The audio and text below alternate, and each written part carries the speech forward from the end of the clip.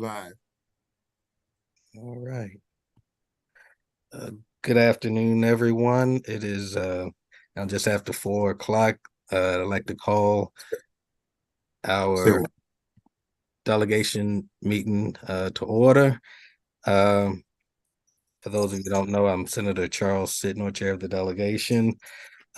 We're having this meeting today. We've invited Miss April Lewis, who is the executive director of the Office for School Safety for Baltimore County Public Schools.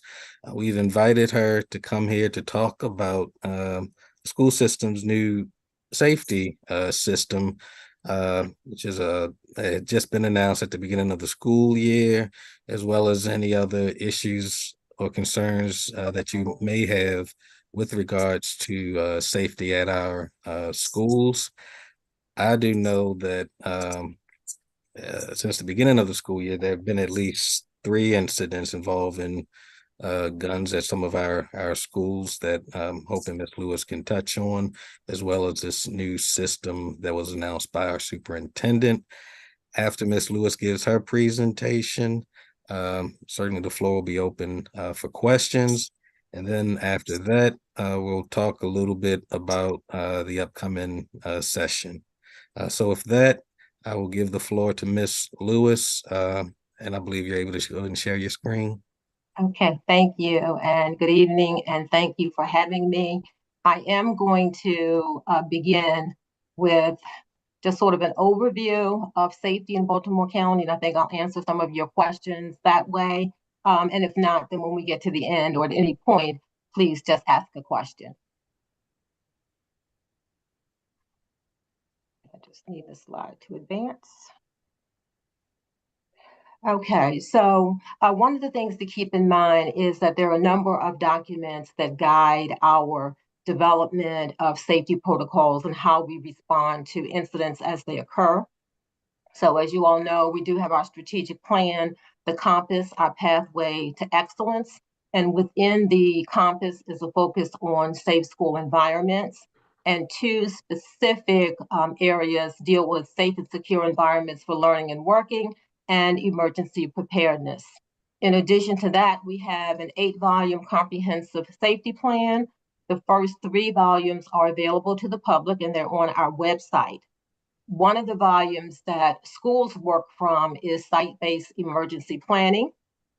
This is the document that they use, as each school must have its own unique site-based emergency plan. There they will record the 19 required drills that they must complete and track completion of those drills. We also have a volume that deals with critical incident response.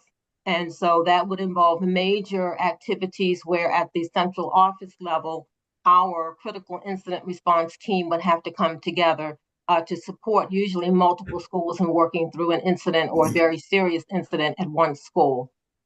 The comprehensive safety plan also will share information about our universal emergency response protocols. So you've heard the terms lockout, lockdown, shelter in place, and those direct how schools will respond when an incident occurs. There is our student handbook that communicates the expectations for student behavior. Of course, we have a number of board policies and superintendent's rules. And then in working with our school resource officers, our guide to safe schools for school resource officers and administrators.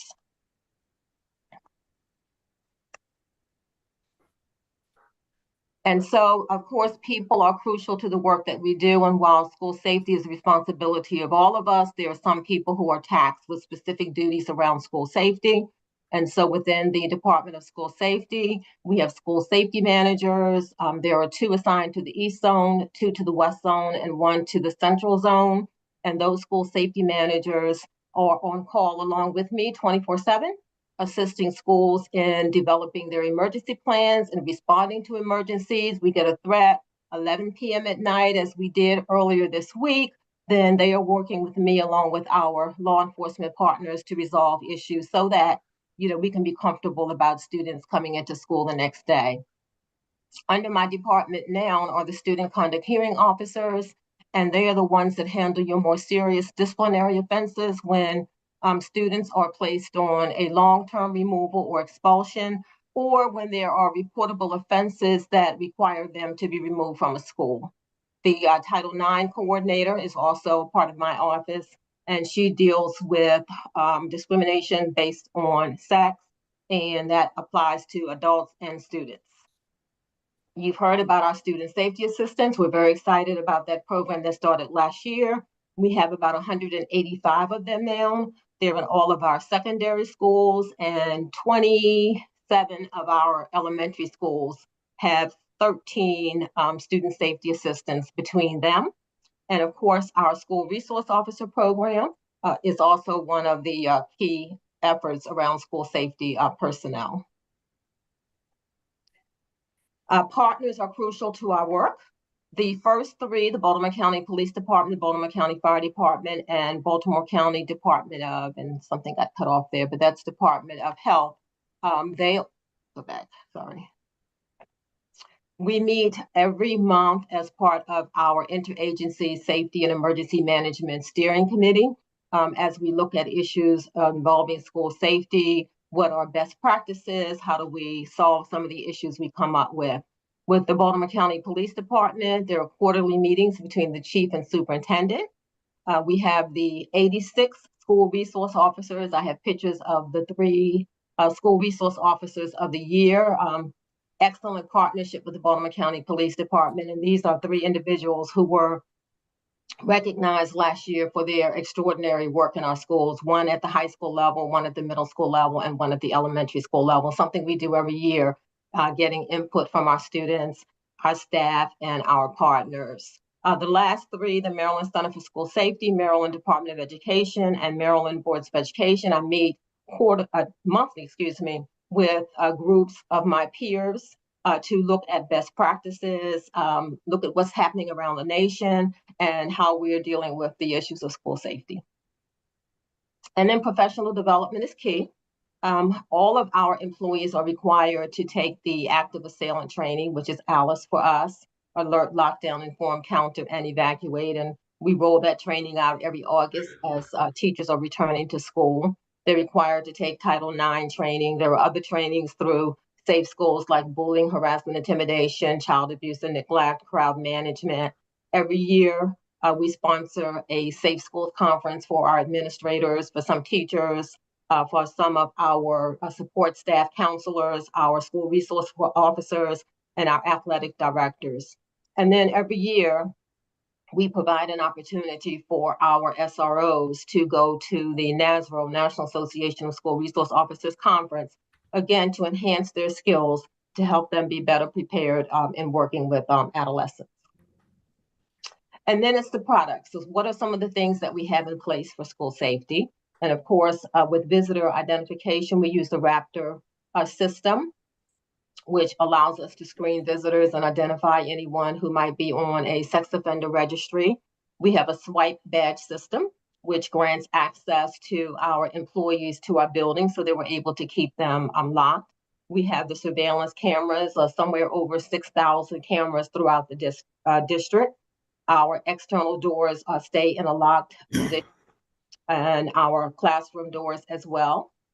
We are installing more and more secure vestibules, which is another line of safety as people enter the building to be able to delay the entry of people into the schools.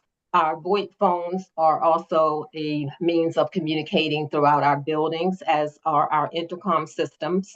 We're working now to have all of our windows and doors numbered in the event that law enforcement or fire department has to respond quickly to a building. It helps them know more quickly where they need to go. And then what's coming, and what you were referring to earlier, is our weapons detection system.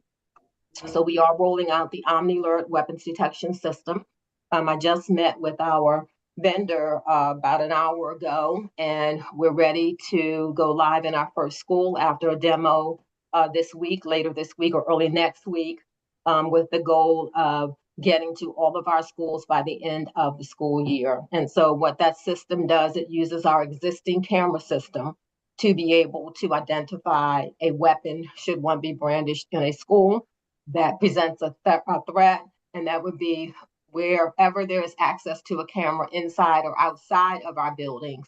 that once the camera picks it up, then alerts would go to the administrators, it would go to the school resource officers, it would go to the safety managers along with me, and then certain personnel in the Baltimore County Police Department, so that we are able to respond quickly.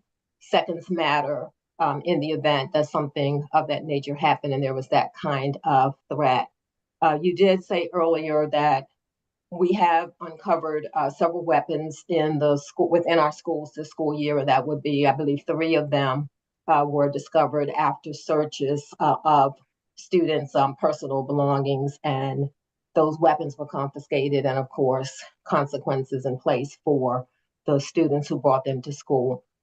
Dr. Rogers has come out very clearly about what the consequences will be for students who bring firearms to school, and that's going to be the mandatory minimum of a 1-year expulsion from school.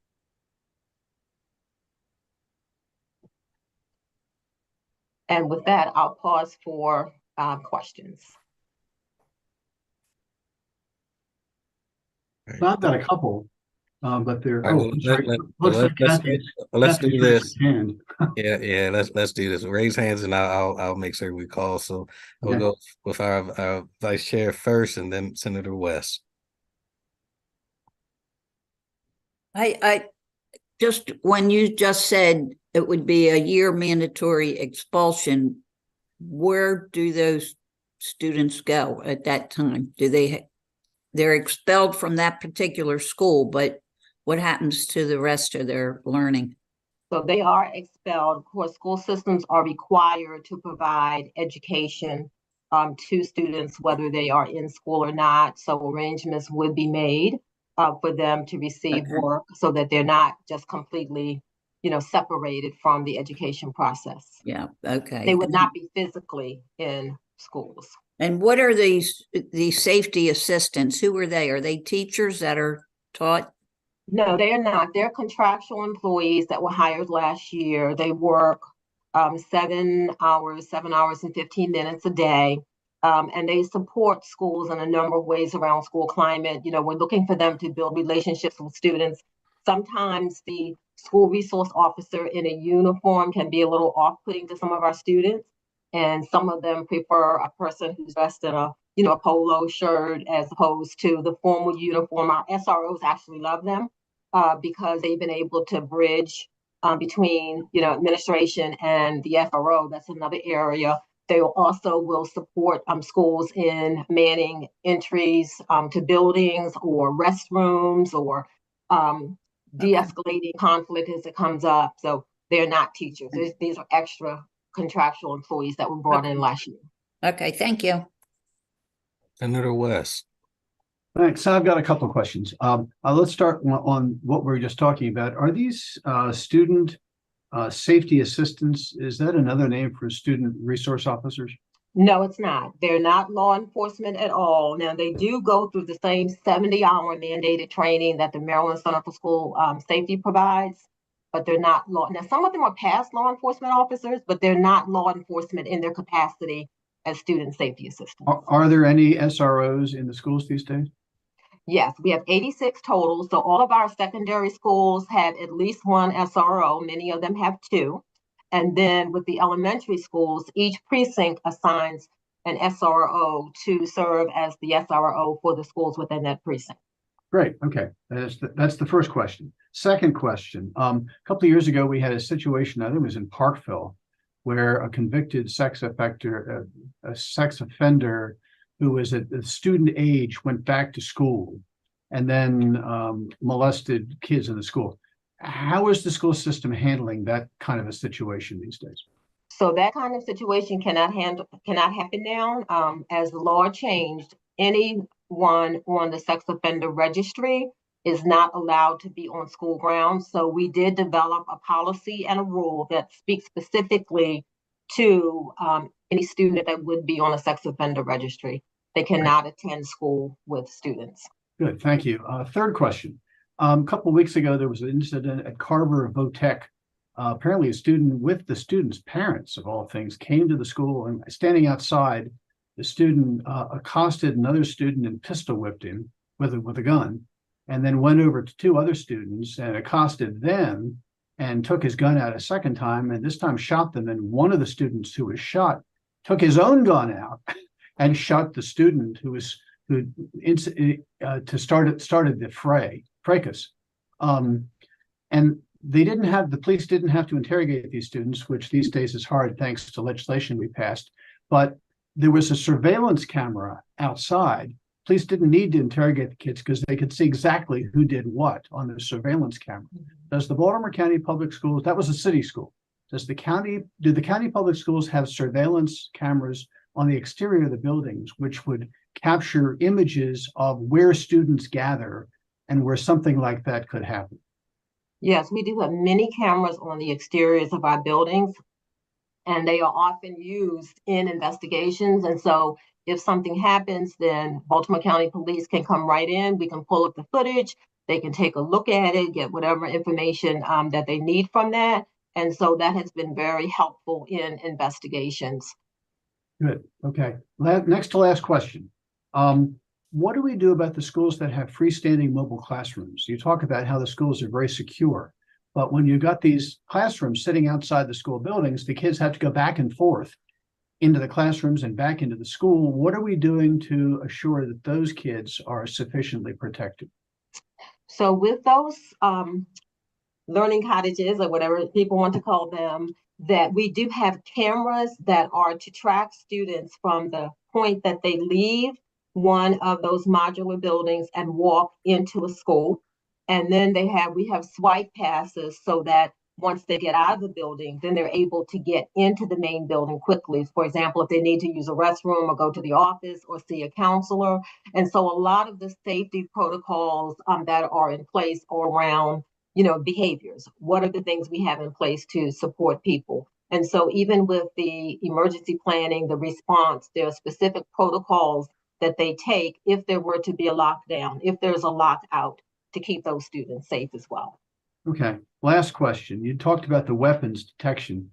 How does that work? So the cameras are able to somehow detect that there's a weapon concealed in someone's shirt? So it's not concealed. And so these are weapons that have been pulled out to be used. Oh, and okay. So, unlike some systems that actually are using artificial intelligence to look into a bag, these recognize the shape of the weapon, and it does use artificial intelligence as well to recognize the weapon and then send the alert because it recognizes this is a handgun, this is a long gun that is being used in a threatening manner. Is there any thought being given to having the kids pass through metal detectors or the kinds of things we go through at the airport as they go in and out of the schools? So yes, we have taken a look at those. And with most of the metal detectors, of course, the process can be very slow, and we don't want to subject students to additional risk as they're lined up. And you think of some of our large high schools that are using multiple entrances, but we did pilot one last spring and got feedback from our staff.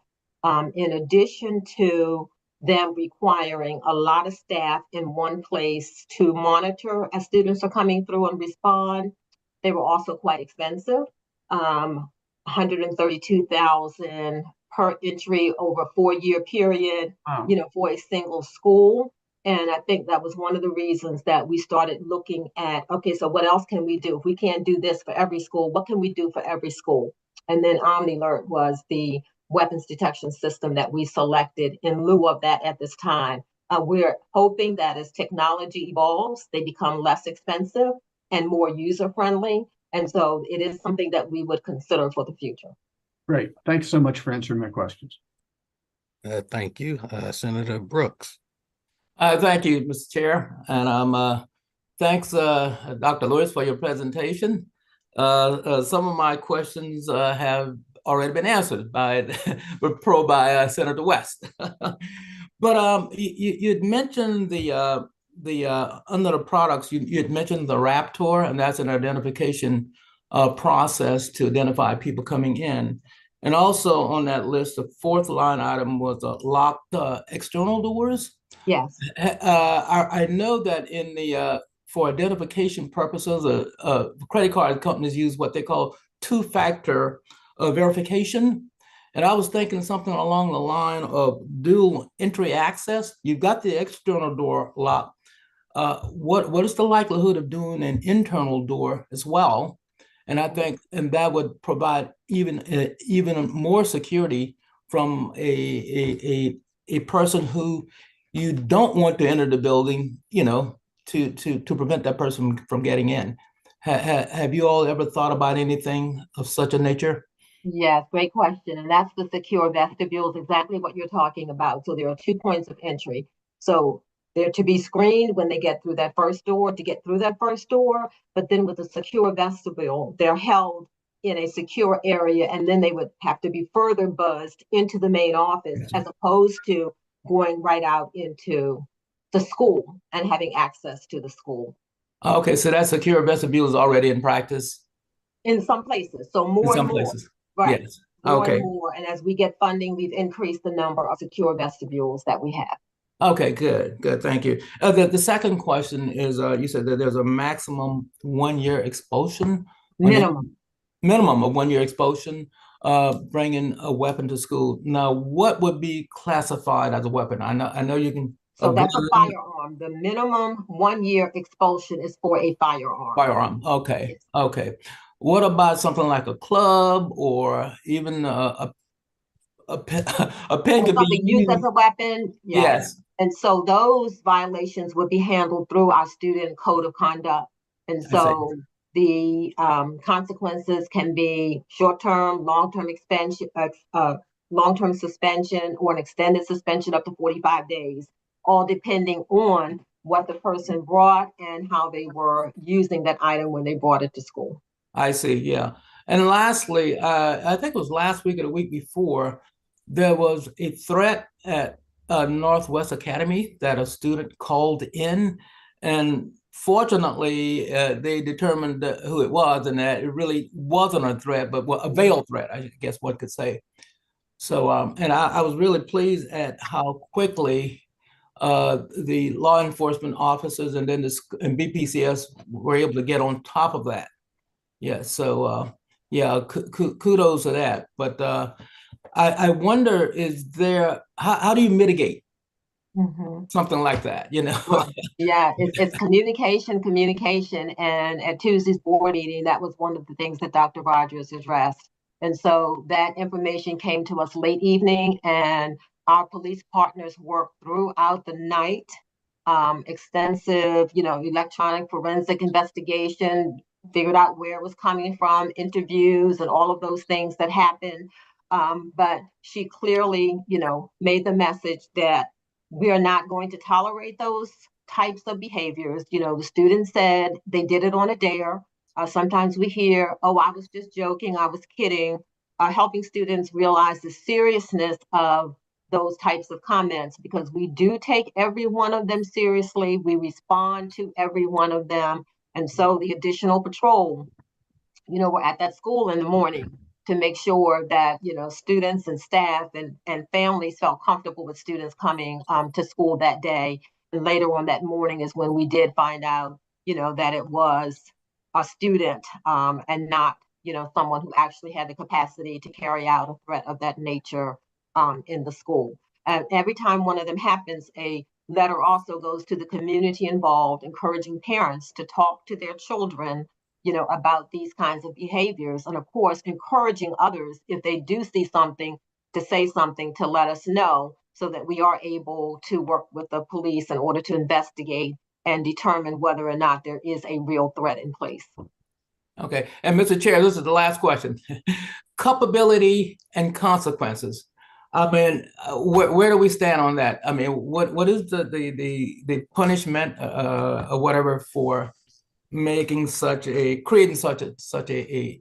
chaotic situation for right. So we like to say there can be law enforcement consequences as well as the school system disciplinary consequences. Of course, we are running into the challenges when kids are under a certain age, as was the case with this student. So there were no law enforcement, consequences in terms of charges. But from the school system standpoint, then we go to the handbook and we look at the impact that behavior had on the community, and then would implement the consequences based on that. So the school system we're going to provide consequences to students in every case. Law enforcement, it depends on the situation, what they're able to do. Okay, thank you very much. You, if anyone else didn't have any questions, I certainly have a few. No one else? Oh, Senator Heddleman? Thank you. Just a quick one. Sorry, I have a little barker here. I wanted to know, and I have heard this from people. First of all, I do want to echo my colleagues' kudos to how things were handled last week or the week before with the threat that was at the school between our districts. So thank you, and thank you for keeping us in the loop. I wanted to ask kind of how the school community, and look, I know that these kinds of active shooter drills, et cetera, have been going on in schools for many years, but I have also heard about how some students are really traumatized by them. So I wonder if you could talk a little bit about kind of the support you give or the context. And obviously I'm sure you're doing it in age appropriate ways, but how, kind of how you present them at each level. Right. And thank you for that. And so, yes, and we have certainly consulted with our, partners who work in the mental health field in terms of how those drills look and what we do. So, we don't pretend to have weapons. We don't rattle doors. We don't do anything of that nature. We let families know in advance, that we're having a drill. I send a script. We do scenario-based drills 4 times a year. I send a script to schools that they can send to their families. And with the secondary schools, the scenario is read over the intercom, while with the elementary level, we have the classroom teacher who they're familiar with and comfortable with would be the person leading the drill. And it always starts off, this is a drill, this is a drill, this is a drill, it is not for real. And then we also say to staff that once it is over, then you debrief. So you talk about what happened. Why did we do what we did? Did anyone feel uncomfortable with the drill? And then we make arrangements for them, if they do, to be able to talk with their, school counselor or another trusted adult in the building if they have any concerns after having done the drill. And now with the active assailant training that we do, even with adults, theirs is an online training that it starts off checking in around people's mental health and the fact that, there can be things that make you feel uncomfortable. And these are the things you can do if participating in a drill, creates any trauma for you. So we keep that in mind as we design the drills, as we implement them, and as we debrief after the drills. Thank you. Thank you, Mr. Chairman. Thank you. Okay, I had a few questions. One, with the Omni alert that, again, as my understanding, it was announced in the paper back in August, and from things that I've read afterwards, there are about, I think the school system said they have about 6,000 cameras that's going to hook up to this system, and would get 1,000 more cameras. Yeah, so we'll be up to 7,000. And I appreciate Senator West's question about the external cameras, because I believe I saw this same system or similar system on, I believe it's on 60 Minutes a month or 2 ago. Similar, yes. There's another product, yes. And it would seem it would be the outside cameras would be the cameras that you're going to want to capture this, because most of the time, I think from what I've heard, people are drawing their weapons and then as they approach, right? And so if you think of the footage we saw in the school, I believe it's Tennessee, the Christian school, where you could see the person approaching the school with the cameras that had that weapon drawn, those alerts would have gone off immediately. And so we're just giving extra time for people to be able to respond. The time that it took them to crash through, through the glass door, they would have known that person was coming, had greater opportunity to get into their lockdown positions and law enforcement to respond. But yes, the cameras from outside of the building, again, they have to be in view of it. They have to see it. They see it, then the alert will go off. Which would, because I know initially prior to watching that demonstration on television, my mind always goes to the Fourth Amendment and searches and things, but there's no search because it's out for everyone Right. to see. It's my understanding, I believe your executive director of information and technology, he had said that the review of the threat is going to be outsourced. So it's the company that will kind of determine the threat. And could you explain a little bit how that works? Sure. They see it. They say it's a real weapon.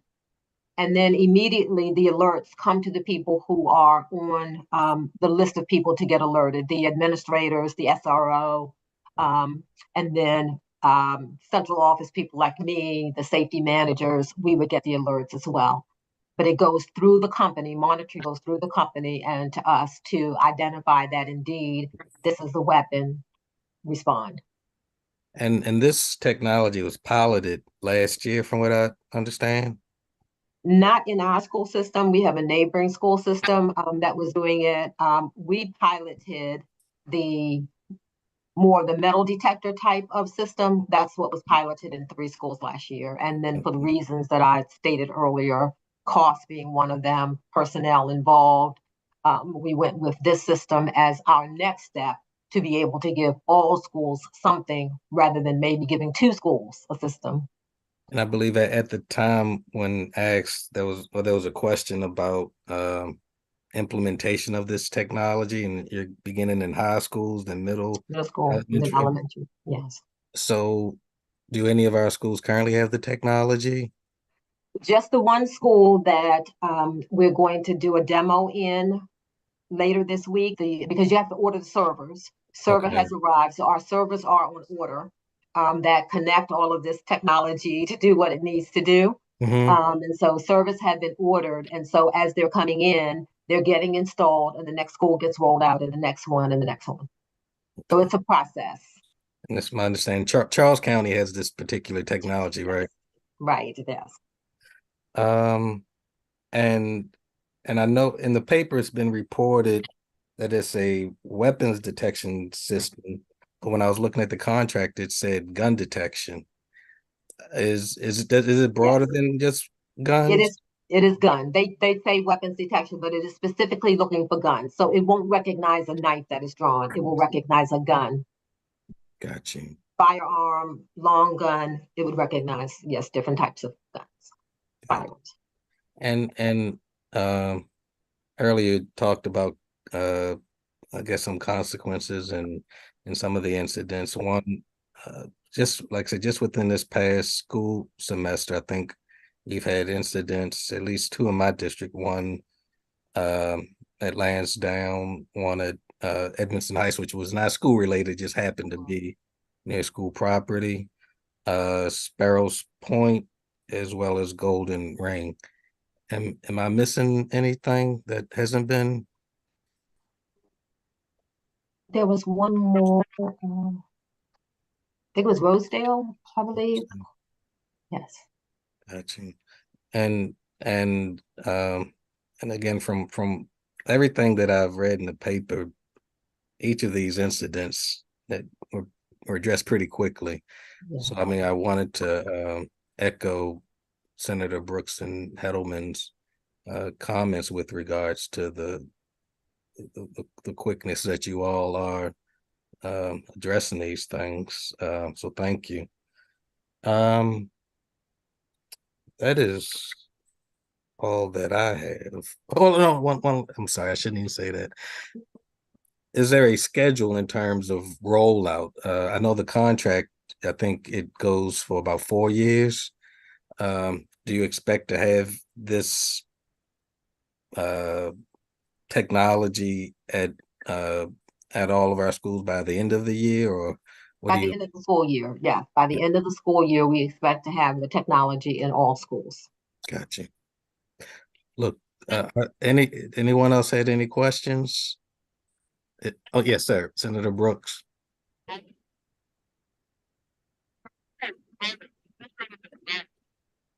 You're on mute. Thank you, Mr. Chair. Yeah. One final question, Dr. Lewis. Senator West had asked about what magnetometers, and you were talking about how expensive they are. I know, and you just mentioned the weapon detectors. And I was thinking that maybe they would be lowering costs since they're only identifying one specific object. And I know that I think it was Prince George's County that's is doing a rollout in all of their schools. So is that something that's on the radar for Baltimore County? It is, yes, it is. It's something that we're looking at to use in certain situations in our schools. There's one school that we're going to be moving. I don't want to name them because the community has not been informed yet. Right. We do have one school where we're going to be rolling that out, and then a broader implementation is forthcoming once I get approval of some grant funding. So I don't want to identify it at this point, Yeah. but just that, yes, we are moving toward some other. It's a layered approach, Right. with Okay. safety. Mhm. And I think you would target the schools where the greater threat is, and then eventually move to the one with the lesser threats, right? Oh, you can't comment. I got it. Okay. I've got it. I got that email. Thank you, Chair. Thank you. All right. Thank you very much. Ms. Lewis, thank you very much for your time in answering the questions from this delegation. And we look forward to working with you in the future. So thank you very much. All right. Thank you all. Take care. All Stay right. safe. Bye-bye. Bye. All right. Senator Washington, Yes. were you saying something? Oh, nope, I'm good. Just Okay. bye-bye. Very good. All right. Next on our agenda, I just wanted to just touch bases of just a few things with the upcoming session. And I figured we could try to get a head start on some things, not all things. I believe historically, and Senator Klausmeyer, she can correct me if I'm wrong, but elections are held annually. So an election would be held next January for chair and vice chair. Am I correct, Senator Klausmeyer? All right, very good. So we'll look to have that in January. And to date to be announced. Secondly, for whomever the chair will be or whatever, I'm wondering, just to try to get a head start, was our meeting at 3:30 on Mondays, if it still is good, please let my office know. If you all have new assignments or anything that make that a difficult time to meet, also let me know, and we can try to work to get something set prior to session so that we'll have that down on schedule. Secondly, the room that we had been meeting in Schweinhalt last year, Senator West was very nice and allowed. I mean, we did not have 8 seats with desk. So my chief of staff, Gene, he worked with DLS, and there will be 8 comfortable seats, so no one's sitting on a chair off to the side anymore. So thanks, Gene, for that. Additionally, if in this meantime, if there are other things that are coming up that you all would like to have any briefings on, we still have a few more weeks before session. Please feel free to let me know, and if we can schedule such a thing, I will get something scheduled and have it around this same time. Does anyone have anything that's happening in their districts that they want to share? Any local bills or anything that you may be working on that you're interested in sharing now? Certainly you don't have to. Yes, sir, Senator Brooks, and then Senator Sally. Yes, Chair.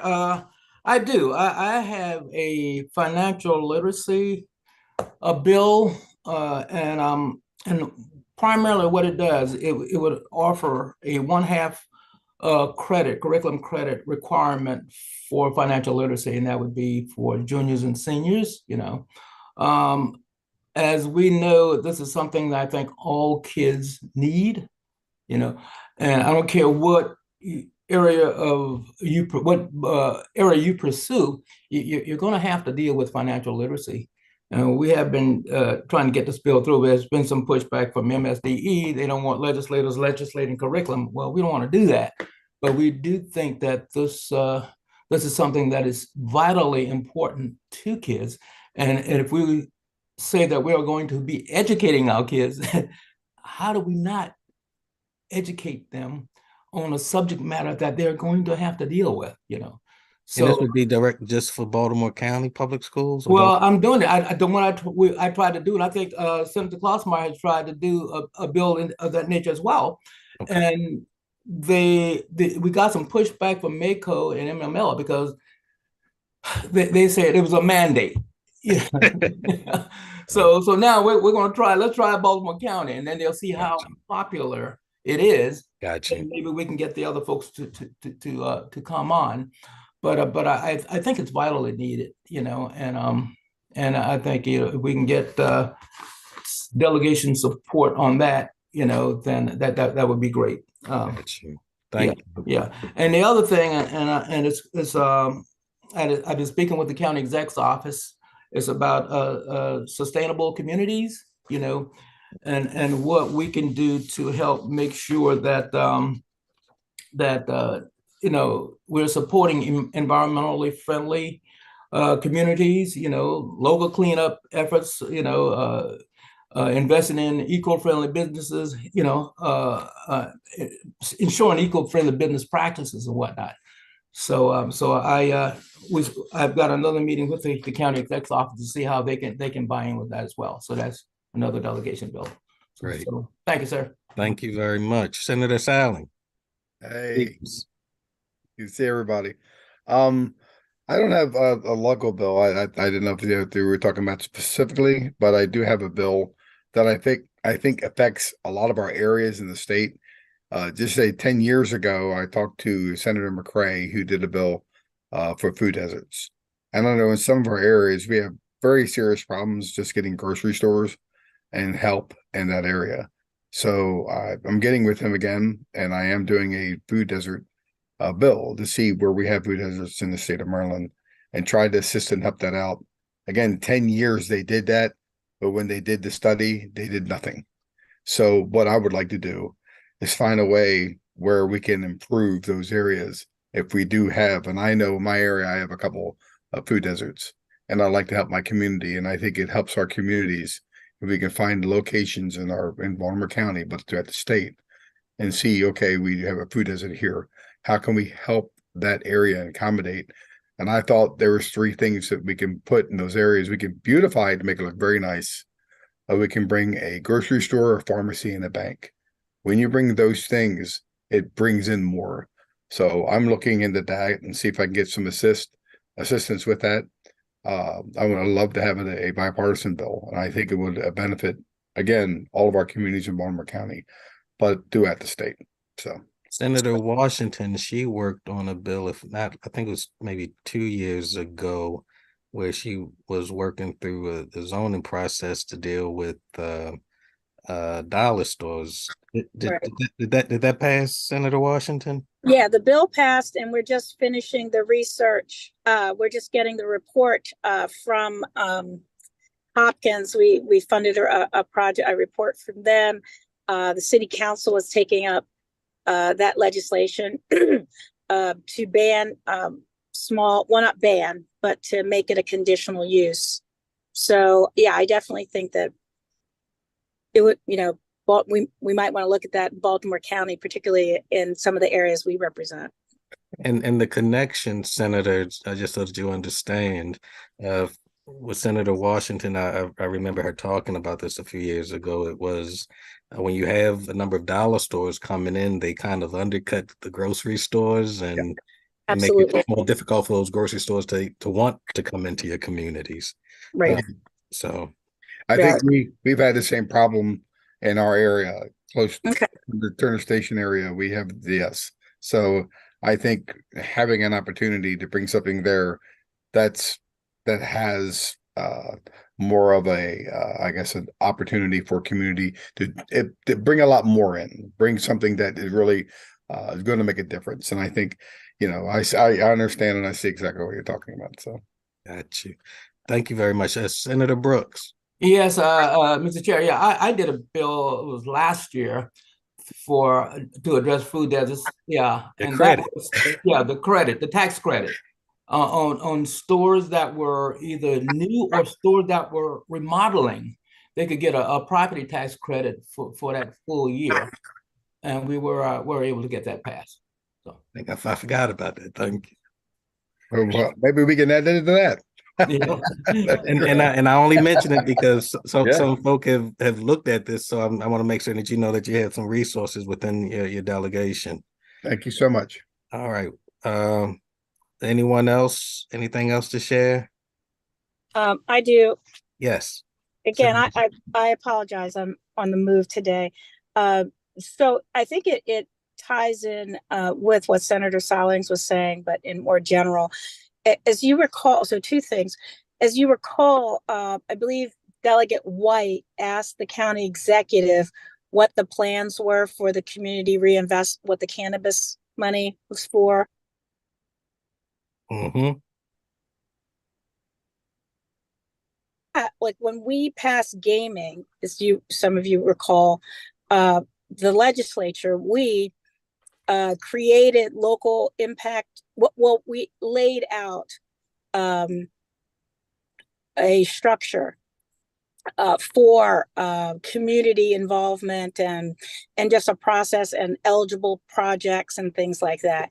And when I look at the cannabis legislation, while that attention was paid, it seems like in the impact fund, the community reinvestment fund and the other funds don't have any of that sort of baseline priority setting.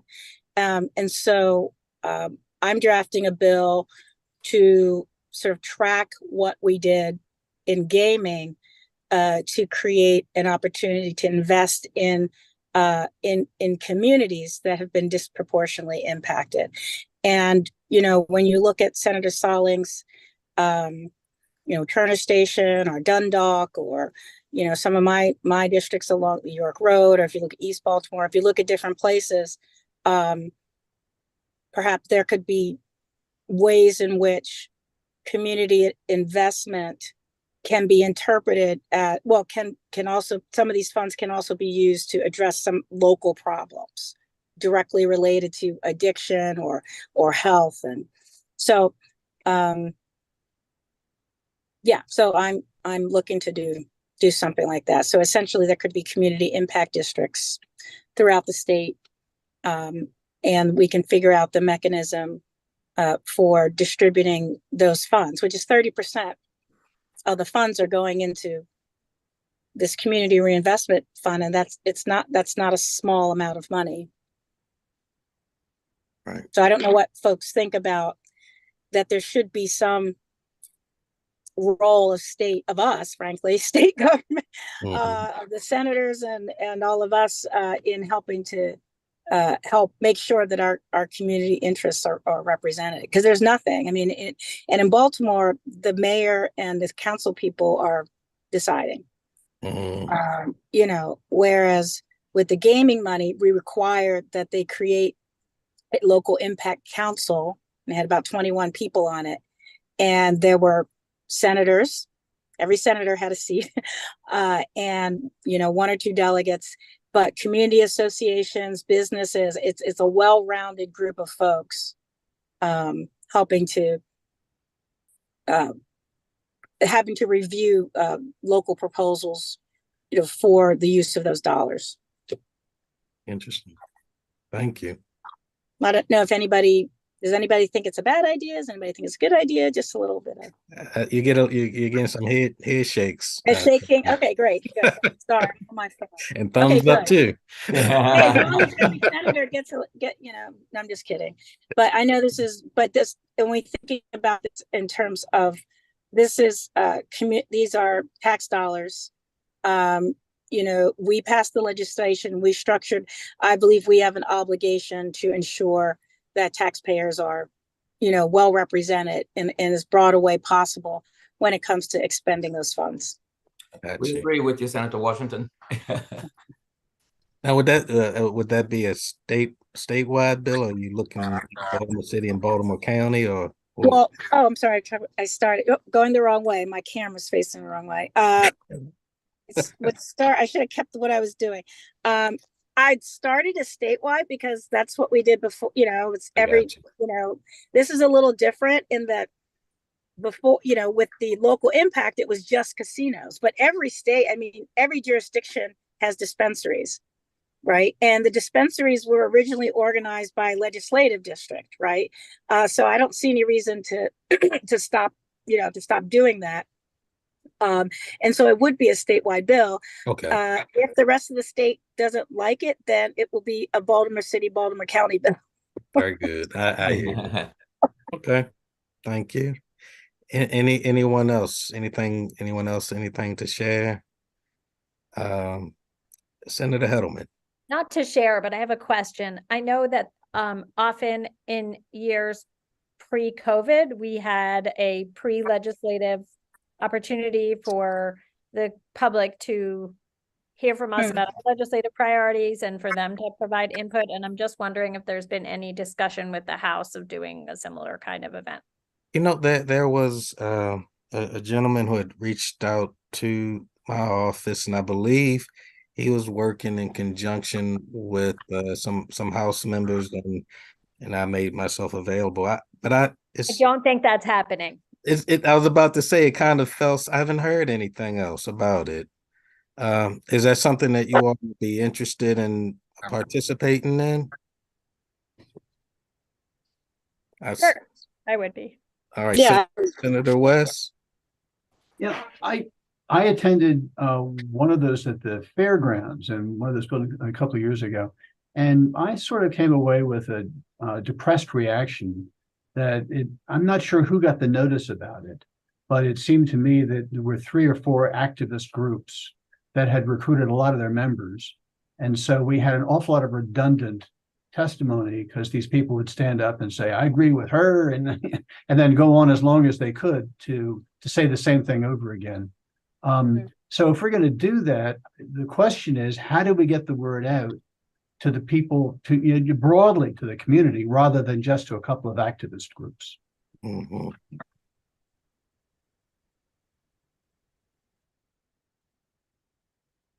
Oh, let me.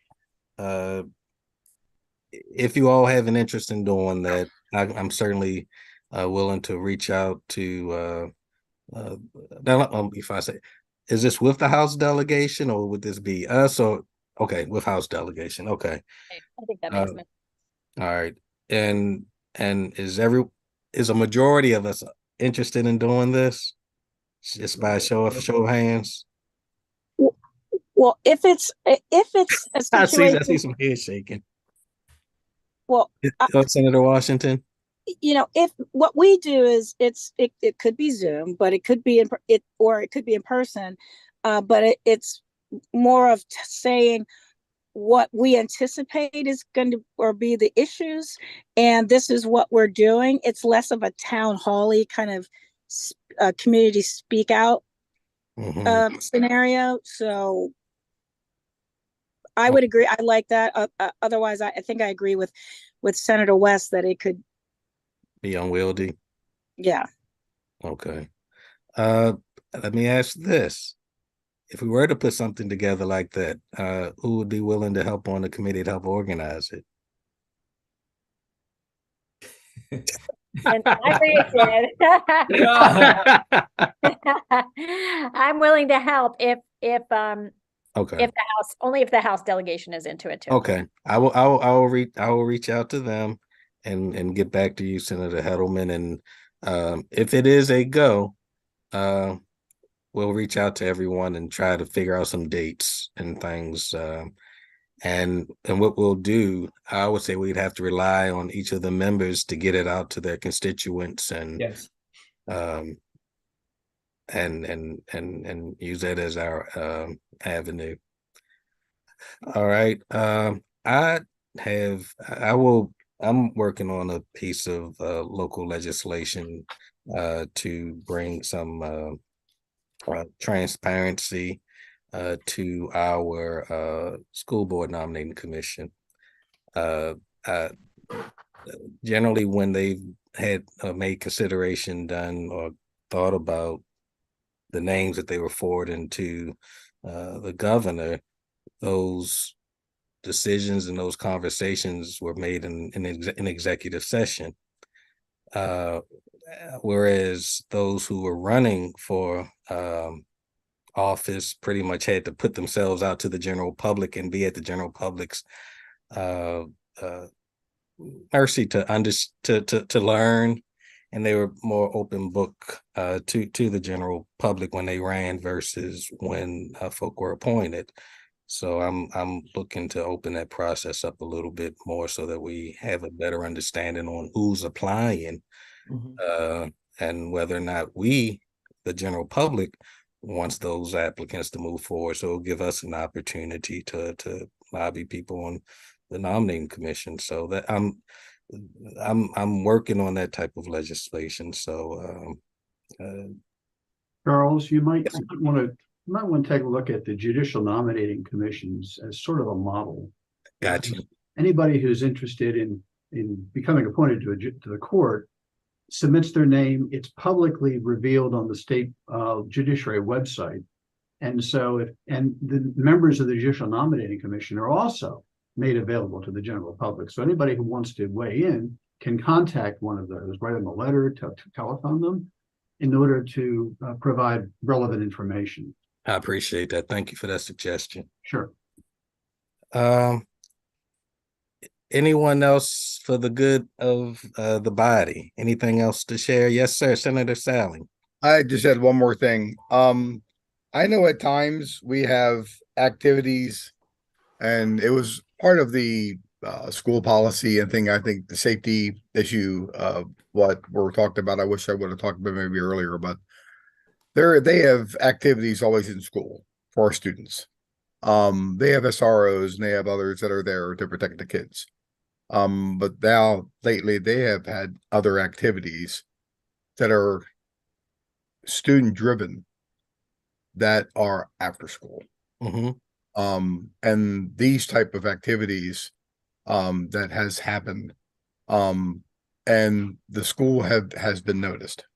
They have been told, but the parents have not been told, maybe by email or way. And if it was an activity that they didn't want their kid to be a part of, at least they would have the opportunity to say, okay, I don't want my child to be a part of this. I would love to have them. I would like to pick them up or whatever to make sure that they won't be a part of that. Maybe they will be offended, if something could happen. So we did have something like that happened in one of our schools. And they did not notify any parent whatsoever. And the parent was very upset. And the child later on was upset and didn't know about the activity. That matter of fact, that student walked out and saw that activity was happening, and that student was upset. So the student run activities after school on property? It was on school property. So my only concern is this: if the school knows an activity or an event, or just say a protest is going to happen, I believe the parents should be notified, so their child would not be interfered in any way of that. Was it a protest, or what kind of activity was it? It was a protest. Okay. It was a protest. And the parents found after the fact.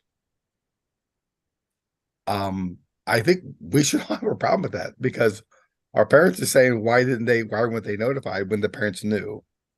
So I'm looking just to say of a bill, just making sure that the parents are notified. And I'm working with another senator and maybe with Mabe and other groups to see, is there a way that we can make sure before an event, before a protest or anything happens, and the school was being notified, that the parents should be notified too. That's all. Gotcha. I don't know how you feel about that. Gotcha.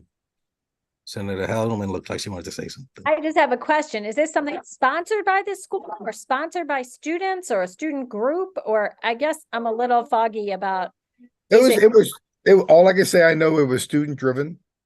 It was sponsored by the kids. But the problem was that some students didn't know. There were certain groups that were part of this, but other students didn't know anything about it. And when they found out, these students were offended. But was there any expectation that the student participate or no? I'm sorry, can you say that again? Was there any expectation that the student should participate, or it was just happening? And I guess I'm confused about whether it was something, I'm assuming it's not compulsory since it was after school. And is it something that the student could have avoided because it was happening in one classroom and they could go into another classroom once they found out what it was and were uncomfortable with it? Or No, this was outside on school property. outside? This wasn't in a classroom or anything like that. It was outside on school property, on the property itself. And the student could have permission from the school to do this event. They got permission. They told them that they were going to do it, that they were going to have a protest. And when that did happen, and it did happen after the fact, the parents were notified, but all the students didn't know either. And some of the students were offended when that happened. So they had to leave and walk across that protest. You know, I'm like, Is it possible for you to share any information with just to email us? sure. Just to illuminate our understanding of what was going on. I would be more than happy. I've already talked to part of the Board of Education. Okay. I already talked to our good friend Tony, just put it that way. I'll talk to a board. But Yeah. I mentioned to Legislative Services, and I mentioned also to the school, is this something that they can do? And I was told that they could do it, but they're still not notifying the parents. Gotcha. On all honesty. Well, just as a point of information, Let me just finish, please. I'm just saying that I'm thinking more importantly and overall about student safety, because every student that was not told about it, and then after it already happened, and all the students were leaving, some students were offended. That's what happened. I'm sorry. I'm done. Go ahead. No, I was just going to say, if it's something that's going to be controversial, I just find it hard to believe that a principal would have granted permission, on something like that. It seemed like that's the first place where we should address that concern, because kids just can't make decisions. Say, I'm going to do this, and okay, it's got to go through authority, and the authority at that school would be the principal. Well, the problem with that is, Senator, is that they have that permission to do that. They have in policy that the students can do that. I asked that as the very first thing I asked. Can they do something like that on school property? And they said, yes, they can. Okay. Freedom of speech. So this is what we'll do, Senator, if you wouldn't mind sharing that information so that we can all kind of have a better understanding of what transpired, and look forward to your hearing. Sure. One other thing I almost forgot to mention, for those of you who attended the county executive's briefing that he had, I spoke with his government affairs office regarding, I believe it was tips, or I think that's tips. I think is what it was called, the transportation formula that he had spoken about. And what I will do is Lots. Thank you. That's it. Lots. Thank you. I have the 4 letters right. So what I will do, I'll have a letter put together on behalf of the delegation to try to get some illumination about that whole Do you already know something, Senator Helderman, that you can share? I'd rather put it, I happened to have a meeting last week with MTA and other folks. So I know some things, and I did go back and talk to the county. So I'm happy to, not right at this moment, but happy to kind of share what I learned. And okay, that works. Thanks. If if there is anything else, if not, I want to thank you all for taking the time. By all means, if there are other things, like I said, topics or anything of interest, let me know.